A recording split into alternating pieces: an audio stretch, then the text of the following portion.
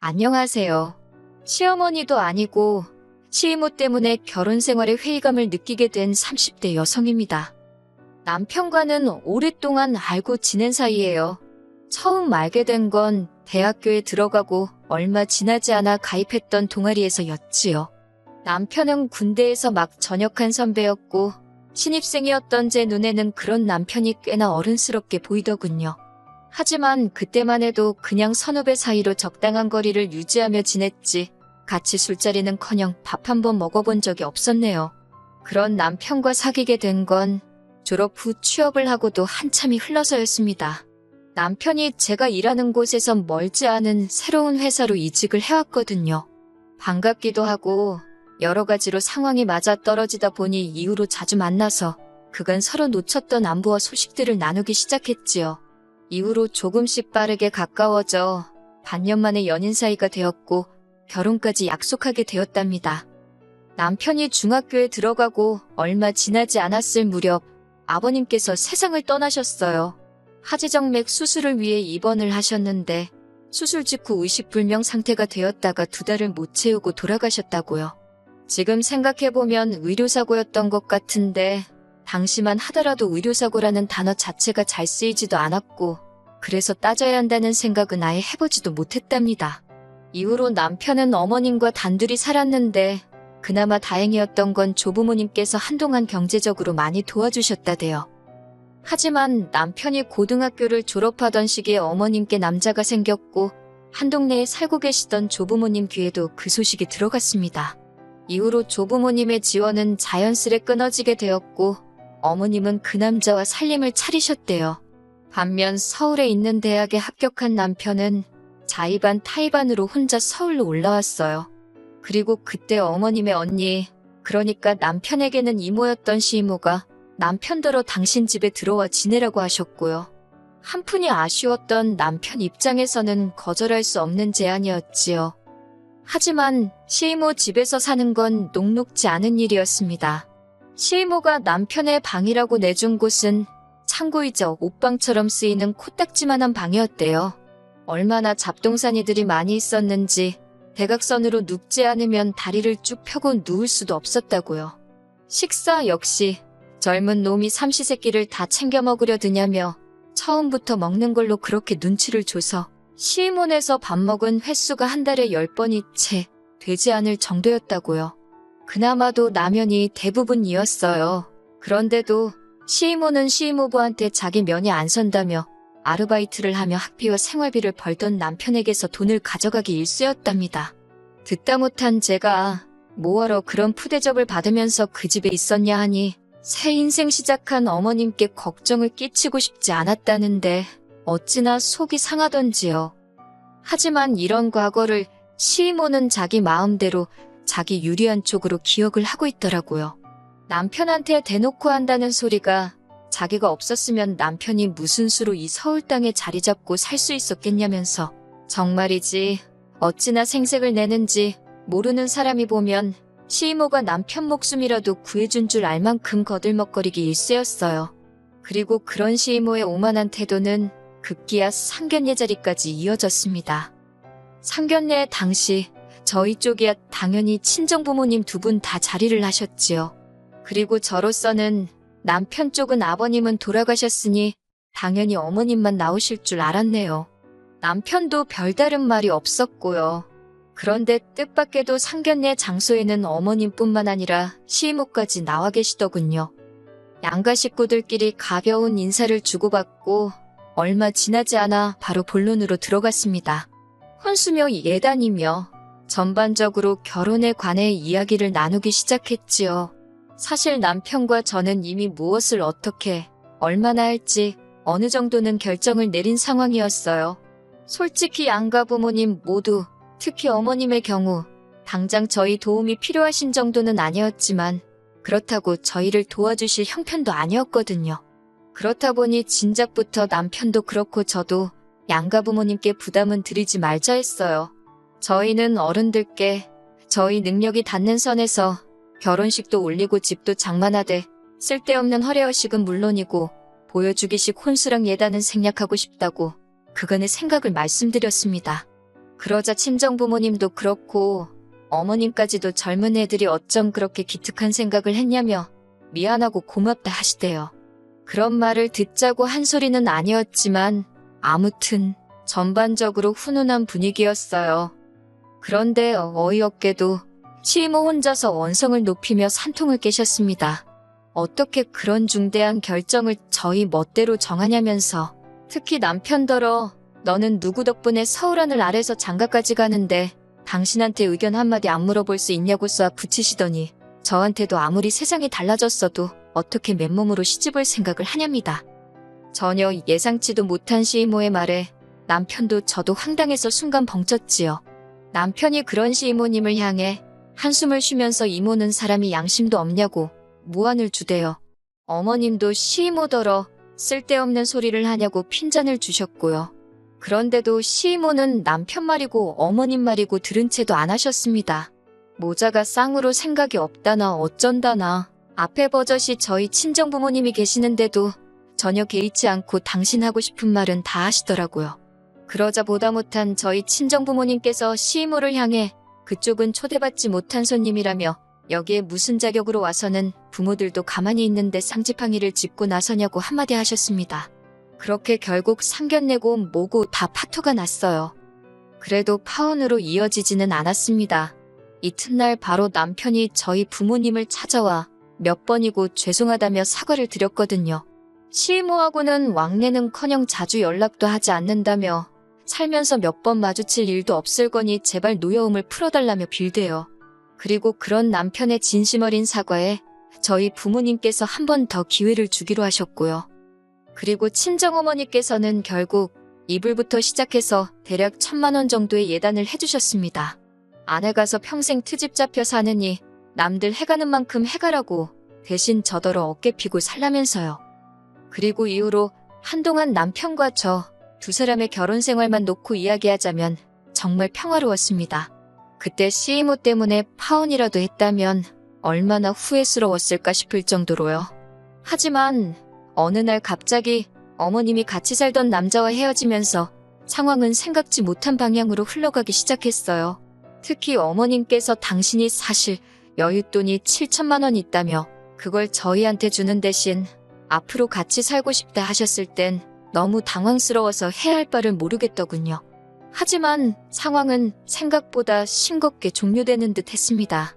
어떻게 해야 하나 고민하던 저와 달리 남편이 나서서 단박에 싫다 했거든요. 이제껏 따로 잘 살았는데 갑자기 왜 살림을 합치자는 거냐며 어머님더러 그 돈으로 차라리 당신 살 곳을 구하라 했다대요. 어머님은 몹시 서운한 눈치셨지만 남편이 완강한 태도로 버티니 어쩔 수 없다는 듯 알겠다 하셨다고요. 그리고 저는 그때만 하더라도 어머님께서 사시던 동네 그 어디쯤에 당신의 거처를 마련하실 줄 알았습니다. 그런데 이후로 한 2주나 지났을까요? 어머님께서 저희 신혼집에서 차로 10분 정도 걸리는 곳에 반월세로 집을 얻으셨다며 이사를 오셨네요. 그런데 이 소식을 알게 된 시이모는 이때다 싶었는지 또다시 이러쿵저러쿵 간섭을 시작했습니다. 자식 새끼가 길바닥에 나앉은 것도 아닌데 왜 어머니를 안 모시느냐며 니네 엄마는 해도 잘 안 드는 집에 살게 해놓고 니들은 밥이 목구멍으로 넘어가냐고 당장이라도 안방을 내어주라는 둥 어쩌라는 둥. 정작 어머님께서는 아무 말씀도 안 하시는데 시이모 혼자서 열을 내더니 순식간에 저희를 천하의 불효자로 만들더군요. 그뿐만이 아니었습니다. 이후로도 시이모는 걸핏하면 저더러 어머님 댁에 반찬을 해다 주라던가 가서 빨래를 하라던가 정말이지 별의별 잔소리를 해댔어요. 사실 어떻게 들릴지 모르겠지만 한창 직장에서 이리 깨지고 저리 깨지며 일하고 있는데 그런 전화까지 받으면 하루 종일 기분이 더럽거든요. 그래서 나중에는 일부러 전화를 안 받고 문자에 답장도 늦게 했네요. 그런 와중에 기어이 저와 시이모가 부딪히고 말았습니다. 그날은 제가 몸이 영 좋질 않아서 병가를 내고 집에서 쉬고 있었어요. 그런데 뜬금없이 시이모한테 전화가 걸려오대요. 보나마나 또 괜한 트집을 잡아서 잔소리를 하려나 보다 싶어 안 받을까 했지만 동시에 혹시나 어머님께 무슨 일이라도 있는가 싶어서 결국 일단은 전화를 받았습니다. 그랬더니 기껏 시이모가 한다는 말이 지금 저희 집 근처를 지나가는데 배가 고프다며 저희 집에서 밥을 먹고 가야겠답니다. 가뜩이나 몸도 안 좋아서 한껏 예민해진 상황이었고 집에 뭐 대접할 만한 것도 없고 결국 제가 시이모더러 죄송하지만 제가 너무 몸도 안 좋고 집에 마땅히 음식도 없으니 다음에 오시라 했습니다. 그러자 시이모가 언짢았는지 차가운 목소리로 알았다 한마디를 내뱉고는 전화를 뚝 끊어버리대요. 뒤끝이 장난 아닌 시이모가 전화를 그러고 끊었으니 솔직히 시이모를 달래줘야 하나 싶었지만 뜬금없이 저희 집에 밥을 먹으러 오겠다니 저희 집이 무슨 기사식당도 아니고 저도 기분도 나빠서 결국 다시 전화를 걸진 않았습니다. 나중에 혹시라도 말이 나오면 그때 잘 설명을 해야겠다. 그렇게 생각하고 말았네요. 그리고 그 이후로 한 2시간쯤 지났을 때인가 친정어머니가 연락도 없이 오셨습니다. 아파서 회사도 못 갔다는 소리에 걱정이 돼서 전복죽을 써 오셨다고요. 그리고 막 한입 뜨려는 때에 다시 시임으로부터 연락이 왔습니다. 친정어머니도 보고 계신데 전화를 안 받기도 그래서 전화를 받으니 시이모가 한다는 말이 대뜸 생각할수록 괘씸하다며 빽하고 소리를 지르는 거예요. 그 목소리가 어찌나 크던지 친정어머니까지 깜짝 놀라서 소리 지른 게 누구냐 물으셨는데 순간 시이모도 친정어머니의 목소리를 들었고 양쪽에 서로를 소개 아닌 소개를 시키자 시이모가 저더러 아파 죽겠다며 자기는 못 오게 하더니 니네 엄마는 불러들였냐며 저더러 웃기는 애랍니다. 그러면서 저더러 친정어머니 앞에서 혼이 나야 그 버르장머리가 고쳐지지 않겠냐며 대뜸 전화에다 대고 화를 내기 시작하더군요.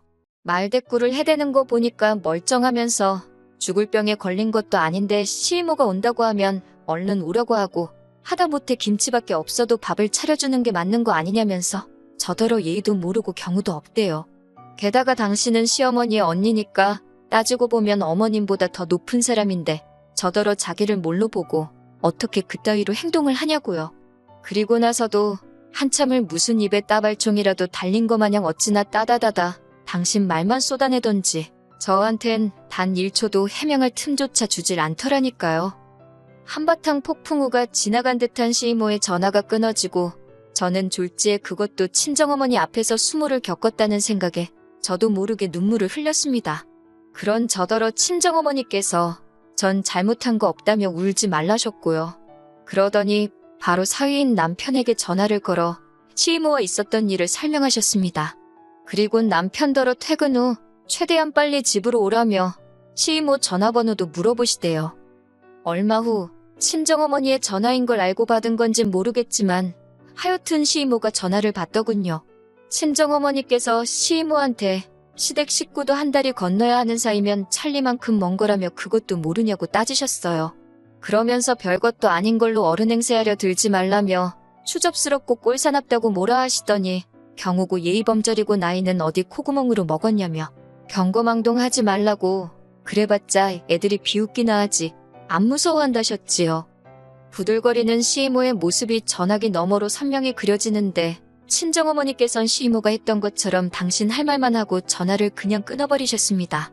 그리고 곧이어 사돈인 어머님께도 전화를 하셔서는 내 딸이 뭐가 아쉬워서 시어머니 하나로도 부족해 시이모 눈치까지 보고 살아야 하냐고 이럴 거면 그냥 애들 이혼시키겠다 하시대요. 그러자 어머님께서 만나서 이야기하자 하시더니 정말 30분도 걸리지 않아 저희 집으로 오셨습니다.